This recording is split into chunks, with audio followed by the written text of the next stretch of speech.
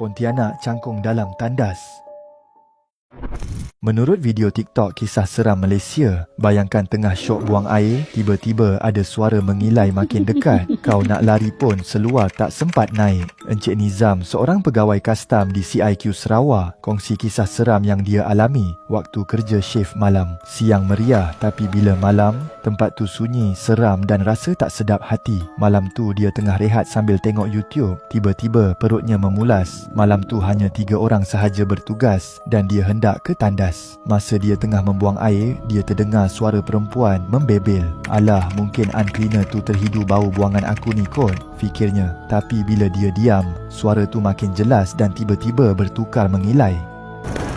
Tengah saya duduk termenung kat dalam tandas tu kan, saya masih lagi dengar bunyi suara perempuan tu tadi tau. Tapi suaranya tu makin lama makin jelas pula bunyinya.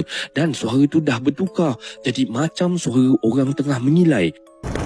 Woi, siapa pula ni? Katanya sambil tergesa-gesa keluar. Baru je nak keluar tandas, dia nampak sosok Pontianak tengah mencangkung kat singki hujung tandas. Lepas tu terus hilang. Jantungnya berdegup kencang, terus berjalan cepat balik ke pejabat. Dalam perjalanan, bau busuk sangat kuat muncul. Dia berhenti dan toleh belakang. Weh, tolonglah aku tengah cari rezeki ni. Kau ganggu orang lain boleh tak? Katanya sambil cuba berani pandang. Tapi tak nampak apa pun, lampu pun terpadam. Lepas beberapa minit tenang kat luar, dia masuk semula ke pejabat. Tapi gangguan tak habis, ada bunyi ketuk dinding, batu atas bumbung. Tapi pelik, hanya dia yang dengar. Dan gangguan tu hanya jadi malam tu je. Dalam pejabat tu saya duk dengar tau, bunyi macam orang ketuk-ketuk dinding lah, dan bunyi orang baling-baling batu dekat atas bumbung tu. Tapi saya buat tak tahu je lah. Janji kau tak kacau aku sudah, ya tak? Nombor 4. Kematian Anisah siapa lindungi Tonto?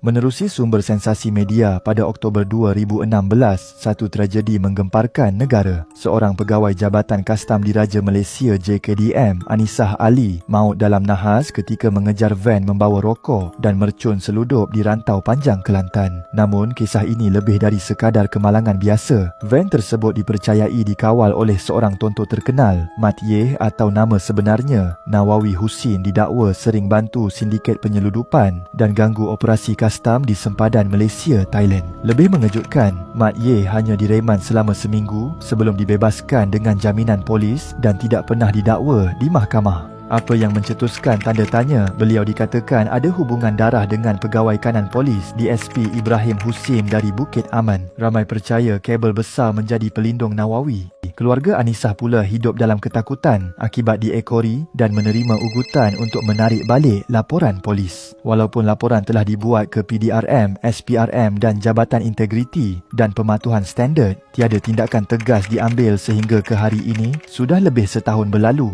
namun rakyat Malaysia masih tertanya-tanya bila keadilan akan tiba untuk Anisah Ali dan sejauh mana kuasa sindiket Tonto dalam menembusi sistem keadilan negara.